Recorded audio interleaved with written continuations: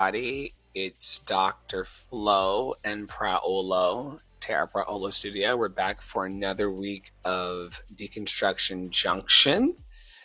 It is a thrill to bring this specialty series to you weekly where we talk about the things that have been rolling through our communities individually and collectively, and also hopefully hear a bit from you all today who watch over on YouTube and Facebook about what your thoughts are about the things that we're going to be talking about. I'm Dr. Flo, online coach and mentor. I help bold dreamers follow their bliss. We are currently instilling courage and confidence in the people to begin conversations. One single conversation is all it takes to change your entire life, and it could be the one that we're having today, or maybe some other time. Anyway, we're joined by Tara Praolo Studio in the great state of Minnesota. I'm coming to you live from North Carolina, where I'm building the love experience and getting ready to partner with other organizations to amplify a higher vibration than what we're seeing consistently in our news cycles and things like that. But we will unpack that later. Praolo, what's good? Hello, family. Listen, there's something that I'm working on.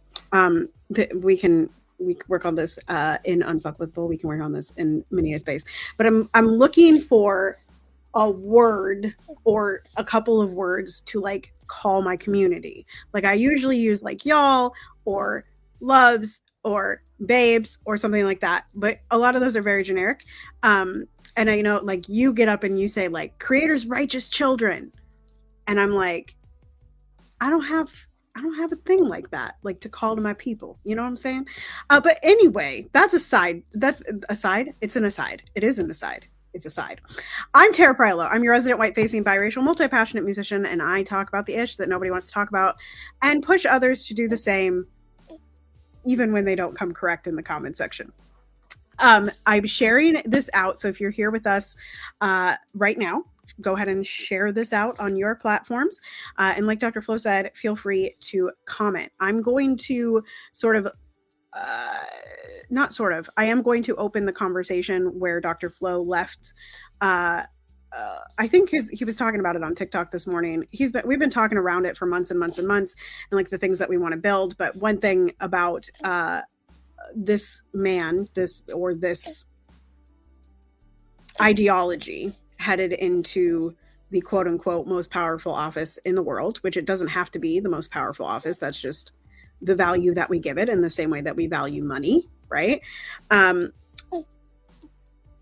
Is that we do our best work underneath people like this, right? We mobilize quicker, we talk quicker, we create programs. And so I know Dr. Flo and I, not because of him, but because of the environment that we're going to be going into, because we've been here before, are looking to build bigger, better, louder, more loving, more caring, more healing spaces for all of you. So make sure you're checking out both of our websites.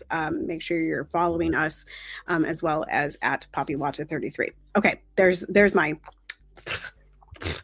So we're going to start in courage and confidence, because every time we have these conversations, and this is what Dr. Flo was saying in TikTok, and again, what it comes down to is really all of us that are light workers and all of us that are trying to do healing work and all of us in the social justice space, at the end of the day, we're really mindset people. We're really personal development people. We're really people that are wanting you to heal. And to get down to the base of courage and confidence in your communication, because there are far too many people that choose to stay silent. I mean, 50% of eligible voters, I think this is accurate, pretty much stay home. There's a whole bunch of people that stay home, right? Or don't, and how many more people don't run, right? You know, like that's an answer. It's like, how do we get more progressives in office? Well, we need more progressives to run, and then the progressives don't run. So because they lack courage and confidence. And, you know, so I'm opening this conversation on the top of the funnel.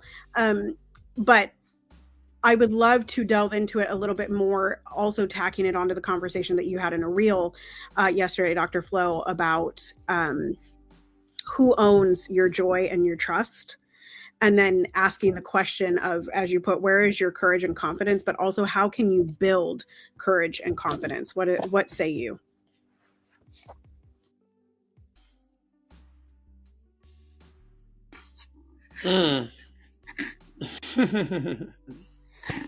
I think it starts really, really small. I think every big act starts with a small act.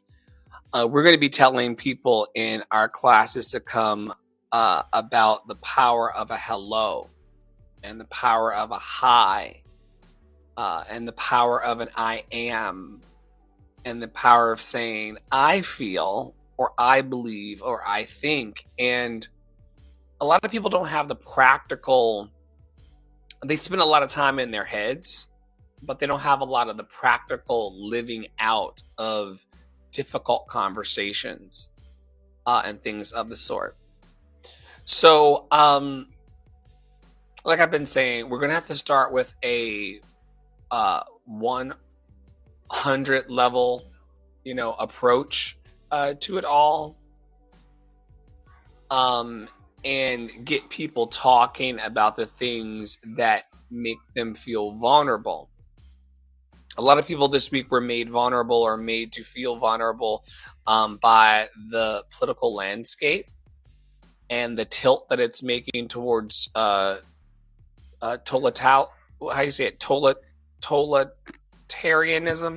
Totalitarianism? Yeah. Authoritarian. I can't even say it because my spirit rejects it. Rejection. But as you know, I'm in pure resistance to it. I can't even say it. However, it's important to know that as things careen in that direction, our ability to speak up about what we see is the start, and to be vulnerable enough to lose it all, while gaining ourselves and a healthy mindset, so important. Y'all pardon the anime in the middle of my podcast taping. I live in a very active home. I have a baby child playing a fake piano. Something that just came up for me as you were talking was that courage and confidence manifest in very different ways. And I think there's this idea that it all has to look the same, or this fear that like your confidence is going to be perceived as condescension and rudeness and whatever. Like the minute that you make your voice loud, there's a whole bunch of people in your comment section or whatever telling you like, no, you can't say it that way, or no, you can't be that loud. And I think that is a fear that a lot of people hold. And I think it's part of why, because the other part is this institution that we are all living under, right?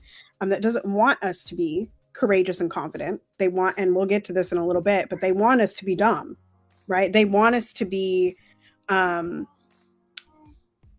want us to not know, and they want us to not shine. Because if we shine and we allow others to shine around us, then the whole thing collapses. And so I just want to acknowledge the fear, which, as Dr. Flo often says, and I can't remember where he got this from or if this was something that he came up with, but fear is false evidence appearing real, right? There is a very... Tons of people say that. People say that. You're the first person that I know. Yeah, Les Brown, and a couple other really powerful teachers have said that, and I've heard it in church spaces and all kinds of things. Yeah, false evidence appearing real, fear. Yeah. So where like the courage and confidence, I think sometimes the reason that people don't utilize it, like maybe they have it in their inner spirit, but perhaps they're not letting it out, is because of that fear of what kind of feedback they're going to get back, right? From their communities. And I've certainly, I've been there. I've experienced pushback from my community of saying what's up this week. I'm just, it just is. But you have, Could you talk a bit more about what that pushback has felt like for you? Yeah, and someone the other day said to me, like, they were complimenting me. They said, you have such an ability to like know in your soul what you believe to be right and what you believe to be wrong, and the way forward. Like, you have so much power in that stance.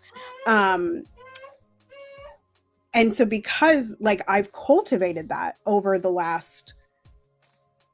my entire life, but really the last 4 years, because there was a point that I would, I've gotten the feedback before, don't come for white people like that, right? Don't call white people out. Don't, you might lose your job. Well, I quit all my jobs and I'm still teaching a full studio of people. So come at me again about how I'm going to lose my job. Right. I've gotten the feedback, and all of this feedback is people being uncomfortable that they are part of the issue, right? Because they, like anybody else, wants a head pat for, I did the dishes, honey, pat me on the head. It's the same kind of thing. Right now, the pushback that I got, what I was most proud of was that I recognized in the moment exactly what it was. Because in the past, like, and this is something to be said that I've said this in a Vocally Courageous room a long time ago, is that confidence is actually a skill. It's something that you can build, right?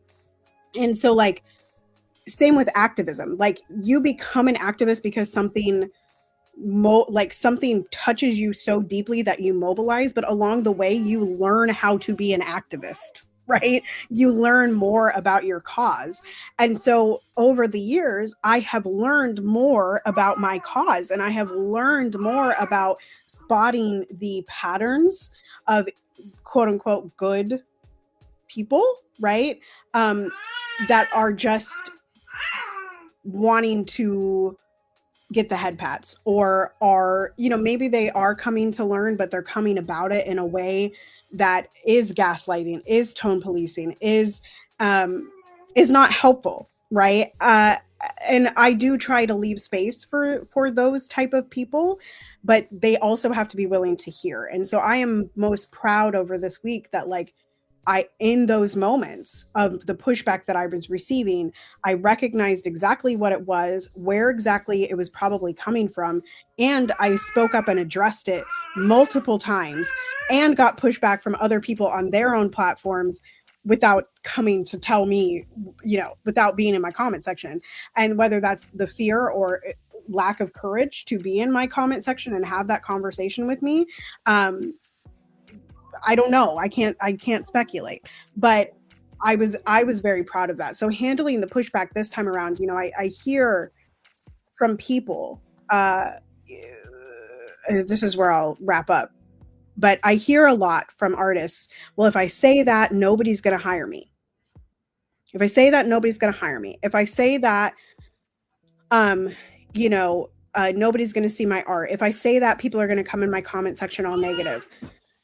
Well, okay, create your own, right?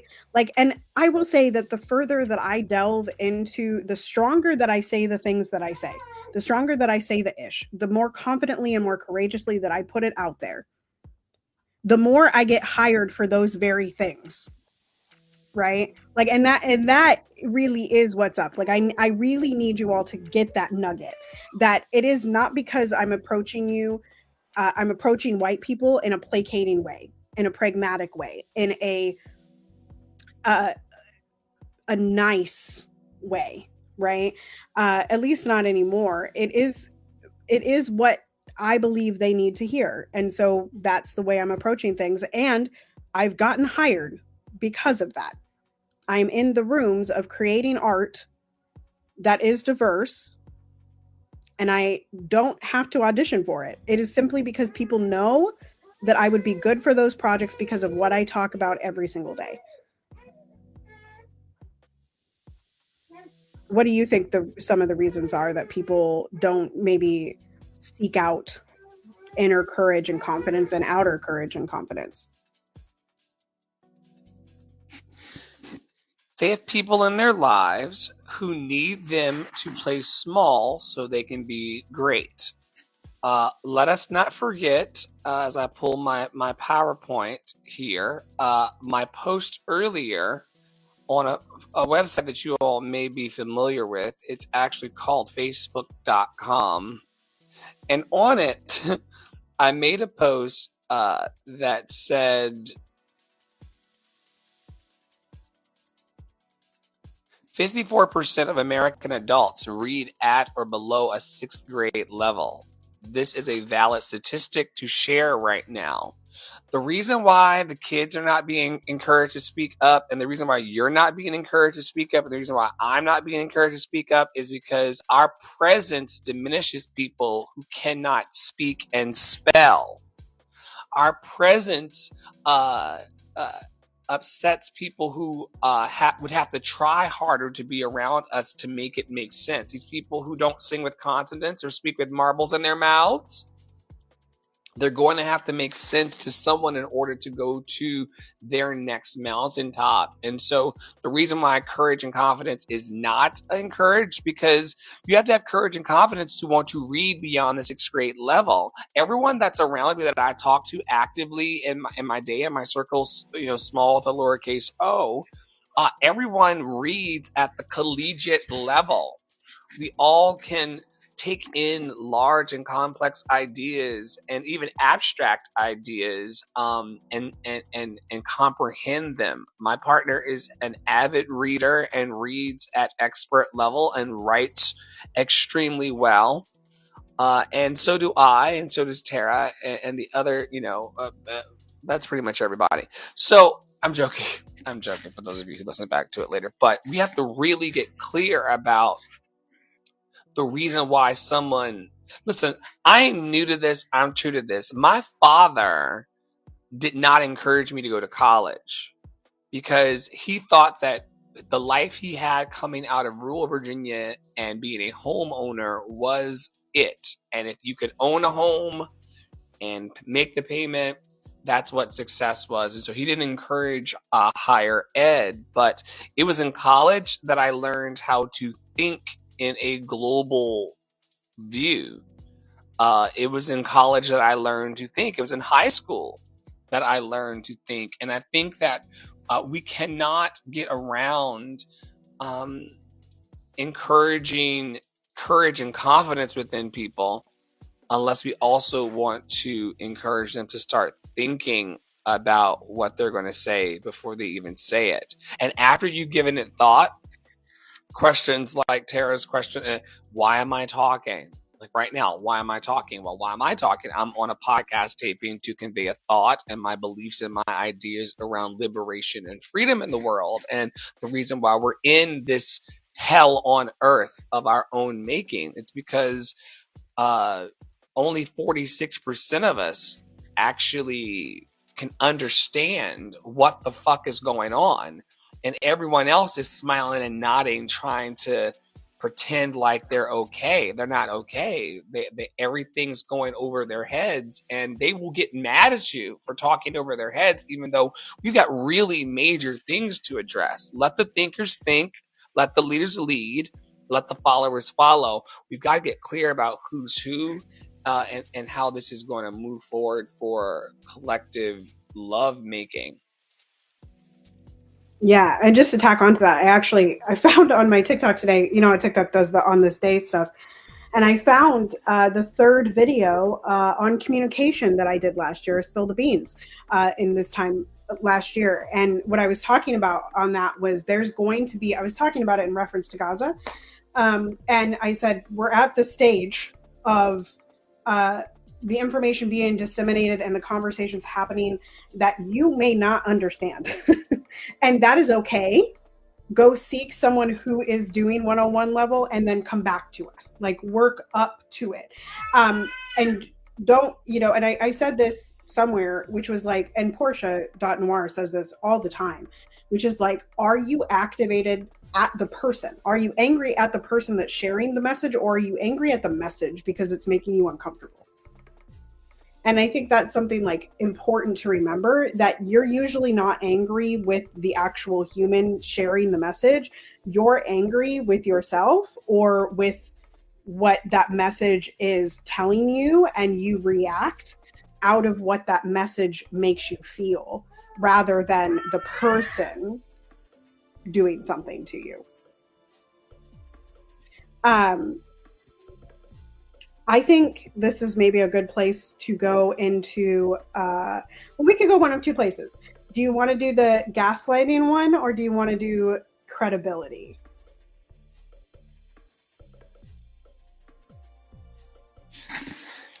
Those are my choices: gaslighting or credibility. Yeah, where do we want to bridge to? I mean, everything's one conversation. You're not going to have credibility if you're continuously gaslighting people. If you're seeking to deceive them, if you're out here saying things like "I don't see color" or "I don't fight hate with hate," and other passive aggressive bullshit, while simultaneously being afraid of other people that don't look like you or your quote unquote neighbor. The post that Tara is leading us into is something that came from Beyonce over on what looks like his Facebook. It says, "Don't fight hate with hate" is an example of subtle gaslighting, where our legitimate hurt and anger at injustices we suffer is being equated to the bigotry and abuse of our oppressors. Being angry doesn't mean you're being hateful. It means you love yourself enough to get upset at your own mistreatment. This goes out also to the crowd that talks about a cheek for a cheek or turning the other cheek. Listen, I learned a long time ago, I'm allowed to say ouch. If you don't enjoy me and you're standing in the way of where I'm going and what I'm trying to build, and you impede my progress with hateful legislation or treatment or any infringement upon my rights to just exist here as a loved and lovable human, if you are standing in the way, and there will be many who will try to just put themselves in the way of what you're doing, in the way of how you're loving, in the way of how you're expressing yourself creatively, in the way of you just walking freely in the town square. There are people who just don't want you to exist because of some kind of internal misery. But you can love yourself enough to say, no, I do not tolerate this anger. I'm going to move away from you or we're going to have a problem. But we should not be afraid to stand up for what is right. That's why I opened some of my reels with the Creator's Righteous Children, which of course is a grab from Erykah Badu, who opens one of her songs that way. People who are standing up for what's right have no reason to hang their heads or be afraid.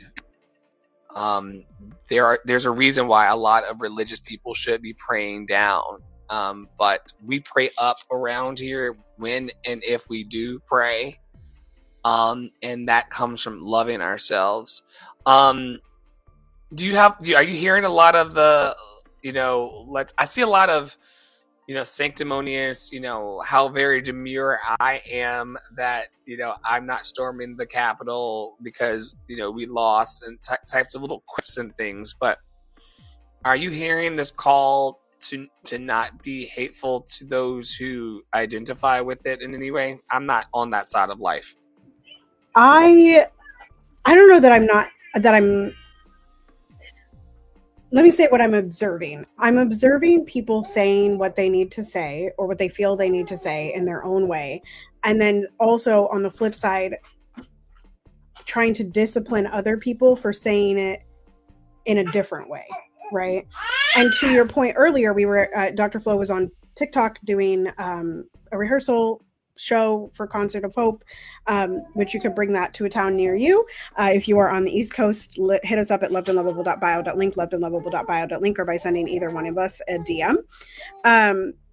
And, you know, Dr. Flo was saying to this person who was in the audience, who we hope to have on the podcast, you know, you're going to say it in your way, I'm going to say it in my way, and Tara's going to say it in her way. And the weird thing to me is that, like, I'm not coming, like, I try not to come after people for saying it the way that they say it, because even if it ruffles my feathers, it's ruffling my feathers probably because they're right. Right? What, babes? You are fine. You're fine. Stop. What in the world? That was wild. Nothing even happened. We're just screaming. My child, an opera child, as it were. So anyway, so I'm not seeing this express message, but I am seeing, like, don't, you know, like, well, somebody in my comment section called me an unwashed miscreant. They said, you're no better than the unwashed miscreants. And I was like, that's like, don't be like them. Like, what is that? It's kind of the same message. It's very gaslighting. I came into that post like, girl, what is you saying actually for real? And let me know what you plan to do weekly for the next year to help this stuff get better. For those of you who are not, who are solely saying things like don't fight hate with hate and aren't stepping to the plate and doing something or building something or launching something or leading something that's actually going to contribute to something more positive and of a higher vibration, you can shut the fuck up. You can really shut the fuck up. Are you building a place for people to land? Or are you just sitting here trying to tell me that I'm being mean? You know? And that is... And tearing me down doesn't move you doesn't move you further along your journey. Well, it doesn't make me any nicer. It doesn't message. Like, I guess that's the thing. Like, the idea that... And I was roped into this too, you know, and I think it's a reason that, like, when I observe myself and I go listen to things on TikTok, like, there is a real reason why I prefer Portia to most people. And it is because Portia does talk in this, like, very calm tone, right? But when I go watch White Woman Whisperer, I am often like, what? But I don't get up in her comment section and say, don't sink that low, don't say it like that. You know, don't fight hate with hate. Right?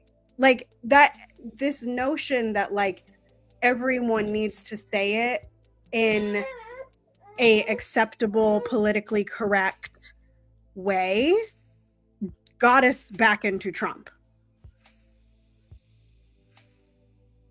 You know? It's a part of it. I'm still waiting on her to tell me exactly what she plans to do for the next 52 weeks to actually lift oppression off the people, including herself.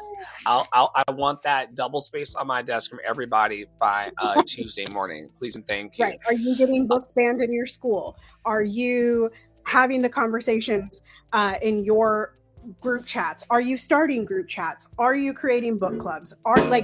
I posted in Liberation Conversations, then we'll move on. I posted in Liberation Conversations this video this morning. It wasn't this morning, it was this afternoon.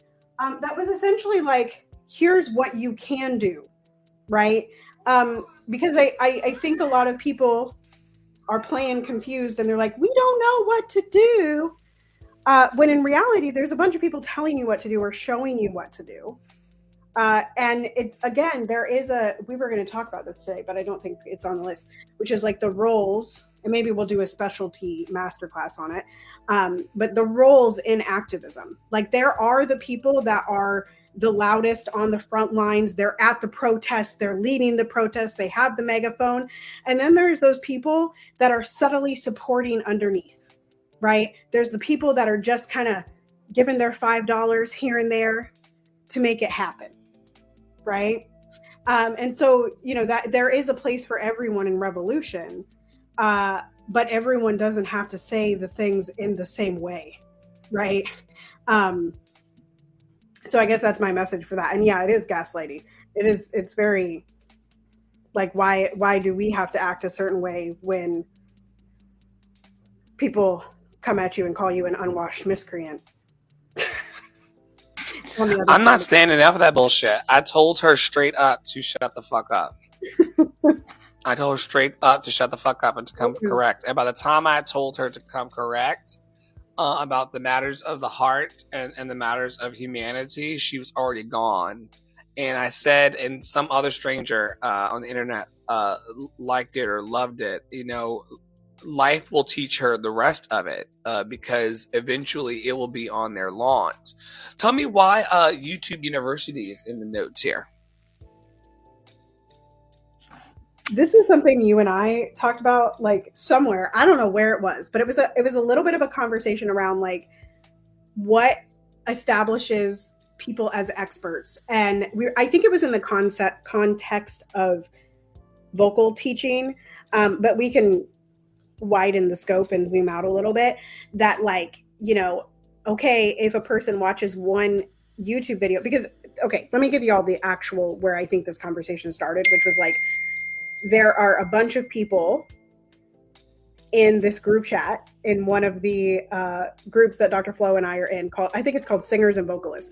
And there's a bunch of blind, like, it's people leading, is people that don't know what they're talking about leading other people, right? And then we kind of come in and we're like, hey, you know. And so you also had a conversation with a marketer on Clubhouse, who gave you the ABCs and was talking about credibility. And so I guess my question around this is, like, as a consumer, how do I tell who is worth, or who is an expert? Like, who are the people that didn't just watch one YouTube video and then came to a chat? And then also, how do I, as a person with the education, not necessarily decrease the dreams of the people that are working towards where I am? And how does that all play into the credibility argument? Like, is YouTube University, you know, right? Like, I can fix my toilet because of YouTube, but, like, am I an expert on plumbing? No, right? So just some thoughts to think about. Let me go check on this kid.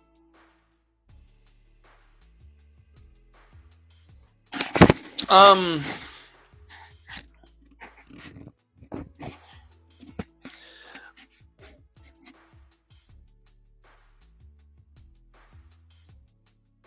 putting it in the notes because we talk about this like every 3 to 6 months. So I'll make sure that we come back to this in our programming and as we work forward in the network. How do I tell who's an expert? It's the same marketing stuff that we've been hearing for a long time. Do they like you? Do they know you? Do they trust you? And it really starts from that first hello. Do they like you after they hear that hello or good morning or grand rising for all of you grand rising folks out there? Do they like you after that? And then can they go somewhere on an easy to navigate website or web property, could be your Instagram, and know you? Or get a sense that they know you. And then can they trust you to deliver on the energy that you put in front of yourself? Can they trust you to show up and have the conversations that they want to have? And once people like, know, and trust you, they will make you an expert in their mind. This is a person who comes top of mind when I'm thinking about XYZ thing. But it's very subjective. It's very, very subjective. And I'm of the opinion that if you're at level 10 of anything, you can teach level 0 to 9 for a fee. The only people that experience issues are people who have the hubris of thinking that they can teach level 27 when they've only completed level 10. We do not operate in necessarily a linear universe, but then in certain regards to gaining knowledge and acquiring wisdom, you still have to kind of know the basics and then build on those. Those of us who are teachers and also operate in humility know this. And this is how we also don't decrease the dreams or the dreams of those who we teach. We've talked about this before. We want our students and our clients to surpass what we've done. So the idea is not that you look at anything I manifested and feel like you can't do it. It's like, how can I become my personal best in my personal expression? That's all we're doing here. So I don't decrease dreams within people by simply not requiring them to be anybody other than who they are. It's really got to light you up. So like I was telling former students, like if you don't like the song, don't sing the song. Y'all will never see me stand on stage and perform a song or sing a song that doesn't thrill me. And that's how we don't decrease the dreams of people, but it has nothing to do with our personal accomplishments. Our personal accomplishments only light up our hormonal system and our feelings, the feelings part of us in our emotional centers and things. That's only something that happens for us. You kid, be you. You client, be you the best you can be, and that's always going to be enough. It could look like what I've done. It may not look like what I've done. That's why that coach a couple weeks ago was like, you can't guarantee that someone's going to make it to Broadway the way that you did. But what are the feelings? And what are the feelings? And what are the energetics? And what are the internal metrics that would be comparable to somebody who would be working with you? And those are the kinds of things that we can map through. But if they don't like you or know you or trust you, you're not going to be the expert of Old McDonald's farm or anywhere else. Old MacDonald had a farm. E-I-E-I-O. I trage meinen Mann. Beautiful, beautiful baby, beautiful. I agree with all that. I don't even have any response or anything to tack on, so I'm just gonna use my hammer. And let's talk about the power of 3. The power of 3 will set us free. Go for it. Oh, I was bringing it because I felt like we didn't get into it last time, right? Like, I think we talked a little bit about like the power of 3 at the top of LIA. But I'm curious, like, where else you see this. And I know, like, recently you've kind of been hoping to have 3-way conversations on the podcast. And I'm curious why that number, why, like Trinity, like where did this populate from in the noggin?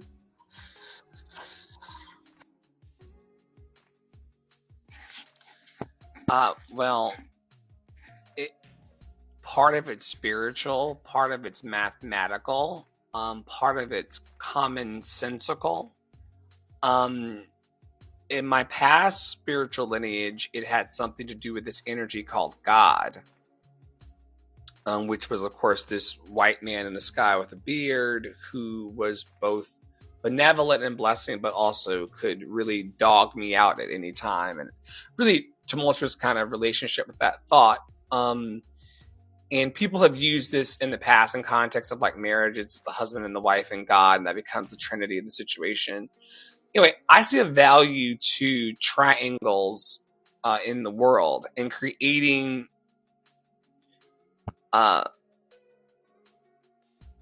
practically relationships with people that have accountability built in.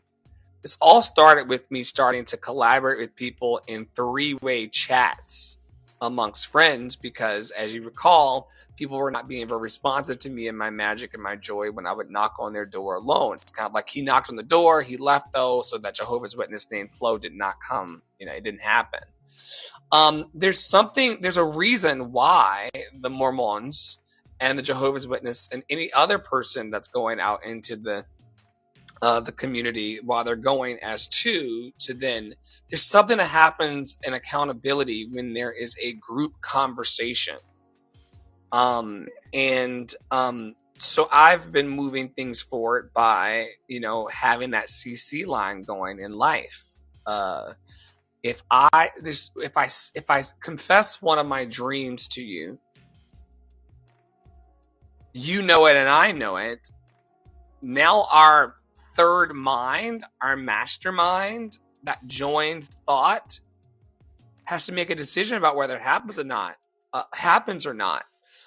That's the reason why a lot of people don't confess their dreams to anybody else. There's a third energy that kind of happens. But that's me getting very, very metaphysical and woo-woo and out in the bushes about this. For me, it looks like a CC line on Facebook and just using the tools differently. We come in here every week and we're like, yo, how can I shift things in my life? I told people, document what's happening to you in the real world. Journal. Sometimes you can get a power of 3 situation by journaling. It's you, your thoughts are on paper, and then there's the witnesser of your thoughts on the paper. That power of 3 really sets people free if you've ever journaled a thought. Or if you're like me and you're a micro, but macro influencer in the world, having people come through Facebook and YouTube and TikTok and Instagram creates that witnessing effect. And I'm so glad that I finally figured out what this was all about. It really is about the witnessing. The power of 3, there are people who are watching you and I right now in real time across multiple spaces and platforms. That witnessing and the hearing not only affirms us that we are being heard, thank y'all for being here, but also it lets us know that someone else for a small moment in time was tapped into the vibrations of the things that we want in the world. Higher things like hope, love, peace, and belonging. So, I brought this up or dragged this into the camp this week because I think that we all want to be witnessed in the world. And having one person tell you you're awesome is amazing. But when that third person gets there to see it happen, like you just said earlier, it kind of is the nail that tacks it down. And you kind of do need... But listen, you're one lone nut standing by yourself. Then you get someone like Tara Praolo who comes along and stands and says, I value what's being expressed here. And then once you get that third witnesser, which we have here today, and we have I think it's almost 10,000 people again this month witnessing and co-participating in the magic over on TikTok. So yeah. You then can say, I'm on to something. I'll be accountable to this. I'll make it come true. Do you have any examples in your life of where being witnessed or a power of 3 situation? I mean, you've gotten married. So did you do the whole being power of 3 witnessed by the priest? No? Well, we got married at a orchard. So it was not, it was an ordained human. But no, I was asked if we were going to seek out a priest and do that whole thing. And I said that God has nothing to do with my love. So there's that. Speaking of which, y'all, for the trigger warning in the room, if your heart just dropped into your feet, we are Bring Your Own Belief Network. We can actually be in the room with people who don't believe exactly as we do and make it work. And there needs to be more conversation about that in the country, but I yield to the gentlewoman from Minnesota. From Minnesota. Don't triangulate my location. No, I'm just kidding. I don't care. I'm in Minnesota. I'm in Minneapolis. I'm in a sanctuary city, in case anyone wanted to know. We do still have a supermajority in the Senate here. So come Come, be here, be safe. Anyway, I see this actually now, like now that you've fleshed, firstly, I'm a witness for Herbert. And Herbert is Jesus, y'all. Jesus H. Christ is his middle name, Herbert. Anyway, is that my phone? It is. It's my husband trying to call me. He's always trying to call me. Anyway, where was it going? Oh, I have witnessed this. I have seen this happen in my community check-ins. There are people who will not, like, they will just sit and observe, right? But then there are the people that will comment on those community check-ins or answer in the question box because they're wanting a third party to support them. I don't know why. Sorry, I'm trying to get my husband to. I'm gonna jump in. I'm gonna jump in real quick and just say that you pivoted for just a brief moment before this new thought into Herbert, because a lot of people say Jesus H Christ, and we joke in our network that Herbert is what the H stands for.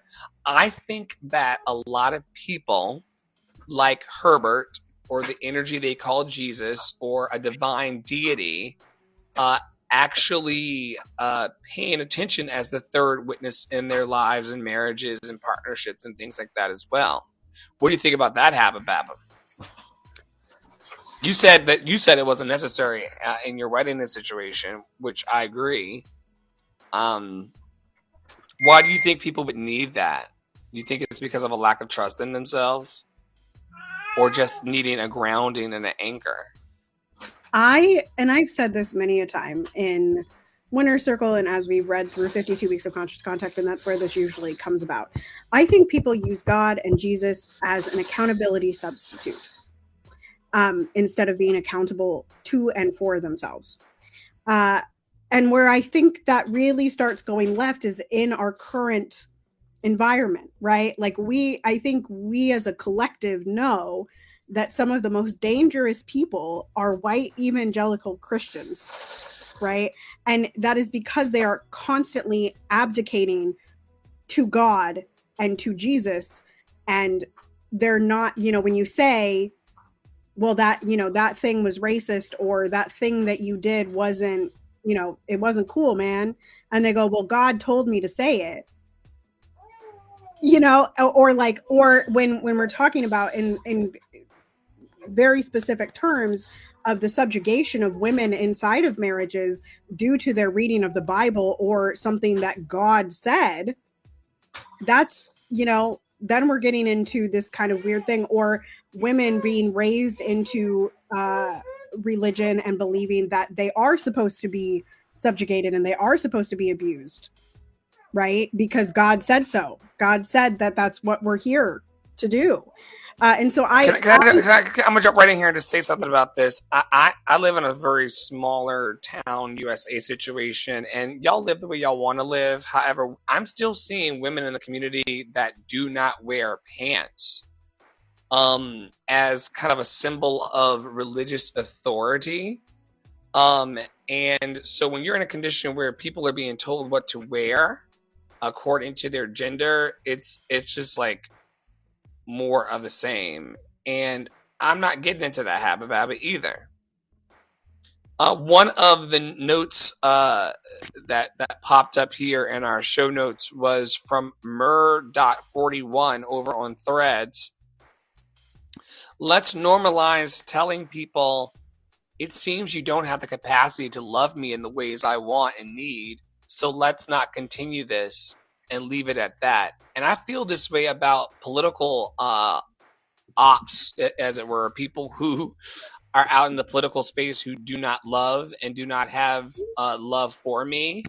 You don't seem to have the capacity to love me as I am, human and melanated and queer. So let's just end this discussion. There's nothing to talk about. I don't want to belong to something or to someone that does not belong to me. Now, unfortunately, because this is the country where I was born and raised, and this is where I come from, I can't go anywhere. I may end up in that sanctuary city living down the street from Praolo, and that's fine by me. I don't mind being and living in refuge and taking refuge. However, let's not pretend like we need people on board with our lives that do not love us. People who are not concerned about our well-being. Not to pivot, but Poppy Water did make a great point this week. I'm looking at the sex by race and the people and the way they voted. You know, white men 59% for Trump and 52% white women and 20% black men for Trump and all this stuff. I'm looking at all of these things. But what I'm seeing, though, on the opposite side is amazing numbers of people who actually have some sense. I see that 39% of white men want change. I see that 47% of white women want change. I see that 78% of black men want change. A lot of them want the skills and the access to the knowledge in order to build their lives. 92% of black women got some fucking sense. 44% of Latino men, 61% of Latino women, and 50% of our other Asian, Pacific Islander, and unidentified folks. I hate that they do that to y'all. Y'all deserve to be on the list. Y'all are not other races. You actually exist here. But 50% of the population has some sense. And so I told Poppy Water today when we were out in our lounge, sponsored by the Praola Foundation and beyond, I told him, I said, when you meet someone along the road of life or in the grocery store or beyond, just treat them as a neutral human until they make it clear to you whether or not they want to be in your loving vibration or not. But if they do, in fact, make the decision to not want to be part of your flow, just tell them, as this post says, it seems you don't have the capacity to love me in the ways that I want and need. So let's not continue this discussion. Let's not continue this engagement. I'm going to go my direction and you are going to go yours. Yeah, I'm thinking about it in the context of, I've seen not a lot of debate, but a little bit of debate online about, you know, and some people are like, I'm cutting off my entire Trump family. And other people are like, you shouldn't do that if you're a white person because you're the only person that can talk to them. But, you know, no one is beyond saving, but they have to want to be saved. And I think a lot of people believe that this, you know, the other 50%, the 70 million people, well, that was your fault, honey. The 70 million people that voted that way believe that that is the way they want to be loved. Right? And believe that that's the fix. And they don't believe that they need to be saved. Right. And so I think in this aspect, you know, like they can't love you in the ways that you need. So let them go for now. I'm kind of in support of that, you know, no contact, man. Yeah. Like, don't put yourself in dangerous situations. Don't put yourself in dangerous situations.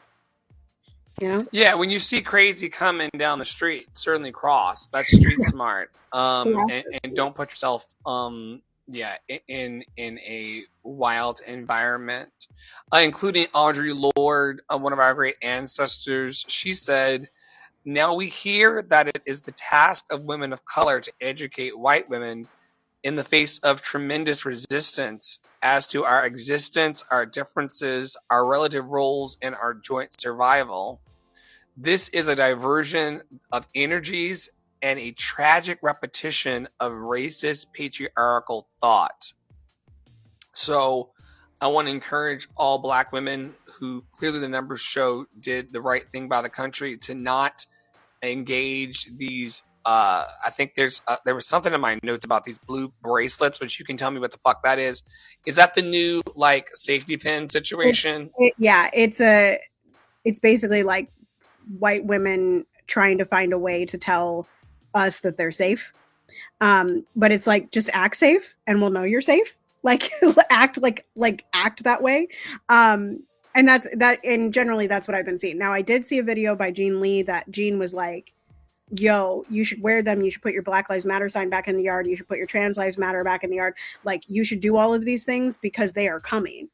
Right. Like, and this is the way that they're going to come. But I'm like, who's coming? This fascist government is coming, but they've been coming for 400 years. They're coming. Yes. And like the British are coming. The British are coming. The British are coming.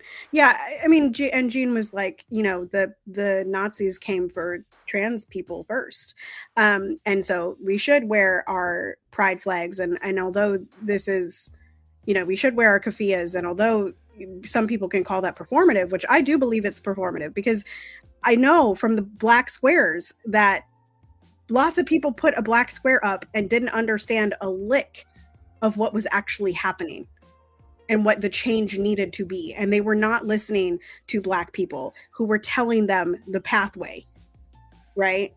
And so a blue bracelet to tell us that you're safe while also not acting as a safe person, right? Like, it truly doesn't matter if you voted for Kamala at this point. You have to learn how to be safe. And that is not a hard learn. It's just going to get a little uncomfortable. And like I said to this person in my comment section, like, don't come to me for your head pat. Don't come to me to say that you're a safe person. Do what Martha did and post on your own platform that you love me more than they hate me.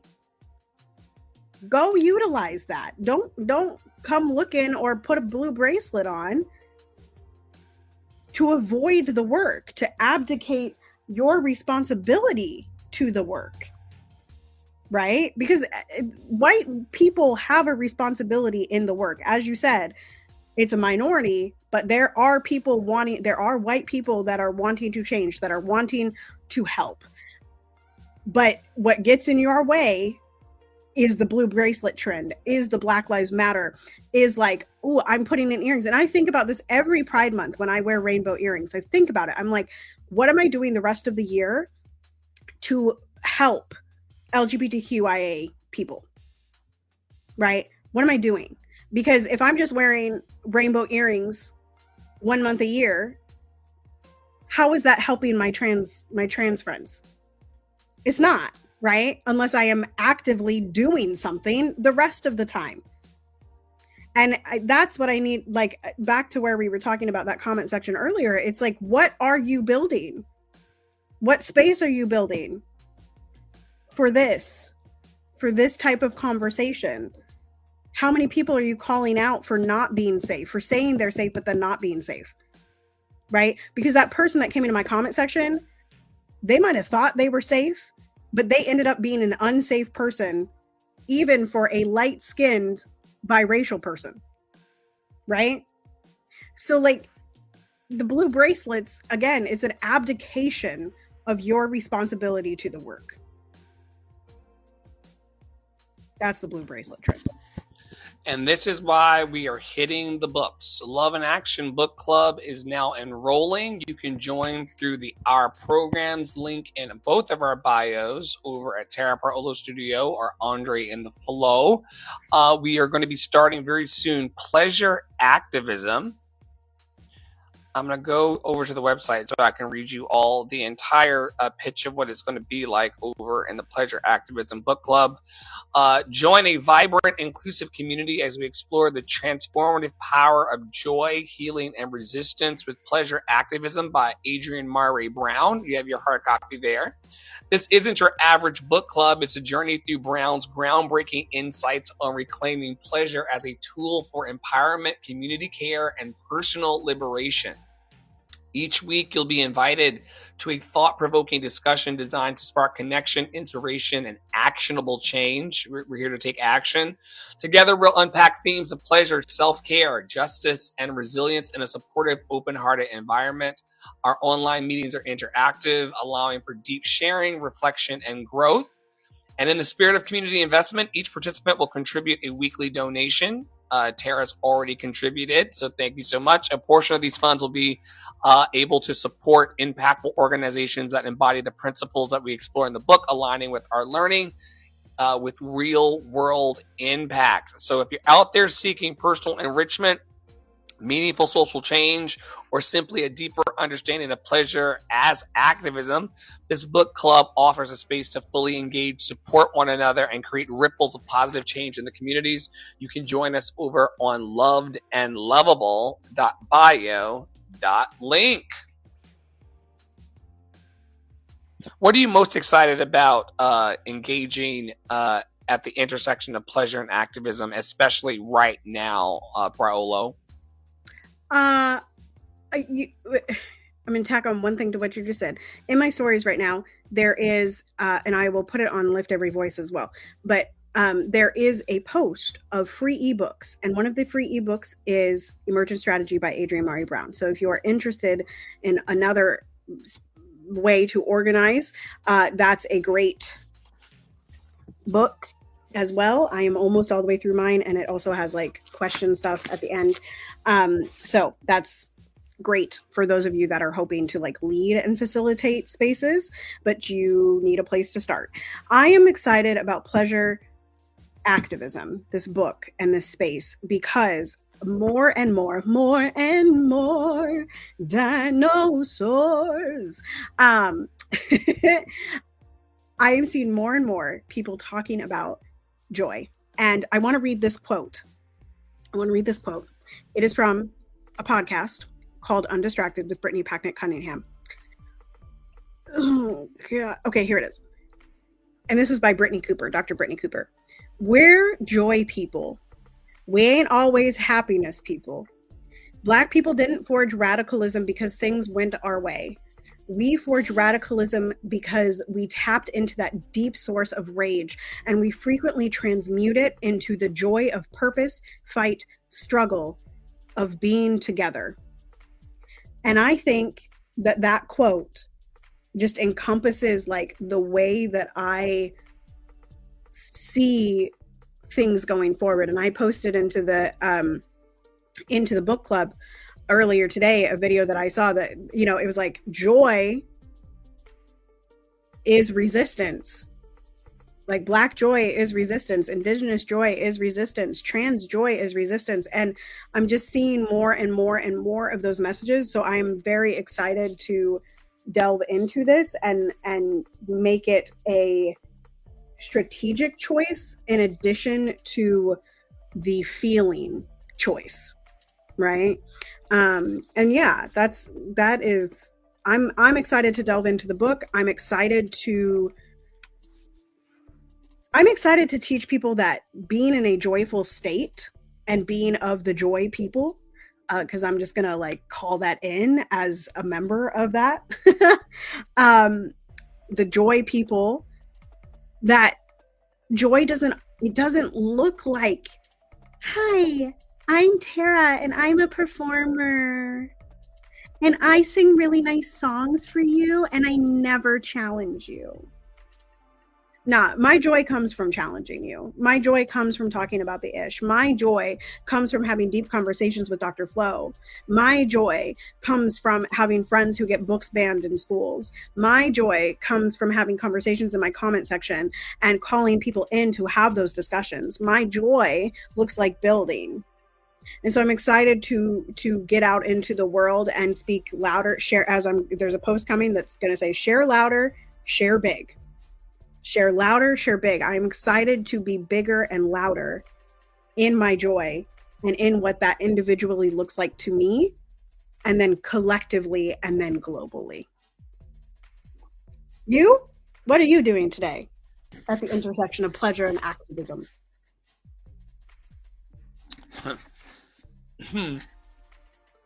I can't talk about that in a public space completely. But there's great food on the horizon. Has that been There's done? what? I said, has it already been done? If you live the way I live, it is a ongoing overture. The weekends are wonderful for all of the All of the things. All of the yeah, things that are in this book, y'all. and we thank him, and we And thank him, the Lord 18 for sure. plus. 18 plus. Yeah, our discussions are always because we want to talk about how we can use all of the energies at play in order to manifest magic in our world. So yeah,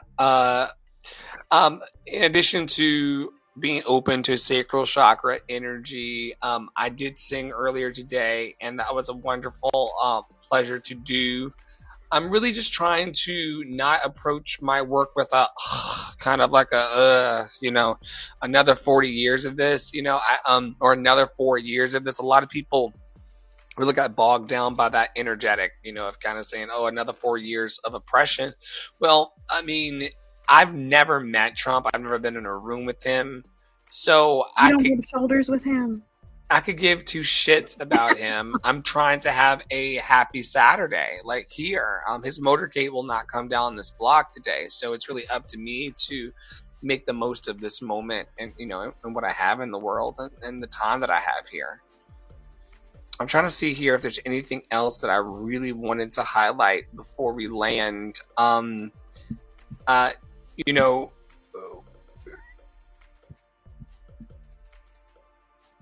I want all humans, but especially Black people, to know today that we are enough.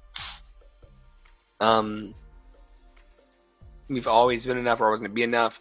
It's not even something that I'm begging and pleading with people to understand anymore. We will create the programs and connect with the people who want to be the joyful ones, as you're saying. And then everyone else will not even be in the room with me. I have yet to encounter personally, like I said, Trump's not in my living room. I don't have a lot of Trump supporters in my network who are vocal, because that would be a different kind of conversation. And so most people who are around me who may be supporting Trump are very silent about it. I would welcome them to keep it that fucking way. Because there would be a lot of justification needed to be had about the ways in which you feel and the ideals you vote for and what's to come to pass. So anyway, my pleasure daily through my activism comes from putting more joy in the planet than hatred and oppression. And so I get to have an authentic smile. Y'all know, as Tara was alluding to, I have great sex, great food, and great adventures. And that will always be my life until I leave. And I pray that blessing upon everyone that I meet if they want to have it. I don't think that you need to stand on someone else to be tall. And so they're just telling on themselves. And we'll respond with love, but not as being pushovers to bullies in the high school classroom, but just saying, I'm here for this kind of experience in life. I'm here for a quality education. Get one of those while it exists, kids. Okay. And record them in your house. I mean, listen, we are in a digital world. I've never had an issue putting my hand on a book that I wanted to actively read. We have to talk about the reasons why people prefer stupidity over knowledge, and how this ignorance is bliss idea is not going to save anybody, because eventually we're all going to have to pay the price, and it just won't be in like high groceries. Going to be like far beyond all this. I'm not confused about that. There's not a single text on the planet, including college text, that I cannot get my hands on right now. So once we start beating that drum of like, I have no access, I have no access, no access, I have no time, I have no time, I have no time, I have no energy, I have no energy, I have no energy, like, then what's next? And One of my great ancestors, Dr. Wayne Dyer, would always talk about this too. Like, we make time for the things that we really, really want to do. Krusty Krab pizza. It is the pizza. Krusty Krab pizza for you and me. Pizza for you and me. Did you want to land with your needs and seeds of your personal org? I'll do the same and close us out. Sure. Basically, my needs are honest, open, willing, and available humans. I am going to be bringing some things for Black Friday. I am going to be, like I said, I'm going to be louder and I'm going to be more bold with my messages. And that might make you all a little bit uncomfortable. And so my need is for you to sit with your discomfort. Sit with your discomfort, find your journal, and then come back and let's talk about it. I'm always open to a conversation, but what I'm not open to is vitriol and all of the things that I've listed in this live. My seeds are Liberation Conversations, the Daily Boost program with Love and Action Network, Lift Every Voice Substack, and all of my Instagram and my Facebook stuffs that I do publicly. And like I said, you all will be seeing things for Black Friday coming up, and more and more, there's a cue again, dinosaurs. Black Friday is coming up, but more and more I'm realizing, and Dr. Flo has certainly helped with this over the years, as we both come into needing to sell, that we are the light workers and we are the places that people should land, and people will pay for that. And we have to eat too. So that's where that's all coming from. You have all the strength. It's all up to you. Man, we're building out a bunch of robust trainings in our community. It's going to be coming out of Tara Praola Studio and also off of Love and Action Network and Love and Action Academy. Web and digital design, social media management, e-commerce, logo design, vocal coaching and mentorship, performance coaching, newsletter development, online coaching, and elevation within your online community, marketing and branding strategy for those of you who need it, project management and digital assistantship, and also managing live streams and getting online events going in the ways that you've watched us do one today. Also, if you're out there and you're scared of social media and your technology, you don't have to be. If you're scared of building community and a group of belonging around the things that you want to do for the purposes of making money, just reach out to us. Our team of expert instructors, including Tara, even Poppy, can teach you how to do amazing online design tools. Just reach out to us. We would love to help support your dream. It's not just about us. We talk a lot about us because we're running our me movies, and we're the star of our own live action movie, as you all have experienced today here in a live recording with us. However, we're not committed solely to the things that we're doing. We also want to engage in supportive community. We want you to have access to additional resources, and we want to just really build here. So if any of that appeal to you, we are a very active network and a very loving network. And so we invite you inside the warmth, especially since winter is coming. On behalf of Tara Praolo Studio, myself, Andre and the Flow, and all of our healing practitioners at Love and Action Network, and also the super fans over in Real Loves Club, we tell you today to stay in your power, stay in your joy, stay loved and lovable. And we will see you around the mulberry bush. Have a wonderful day, everybody. We'll be back in a second to do the Daily Boost.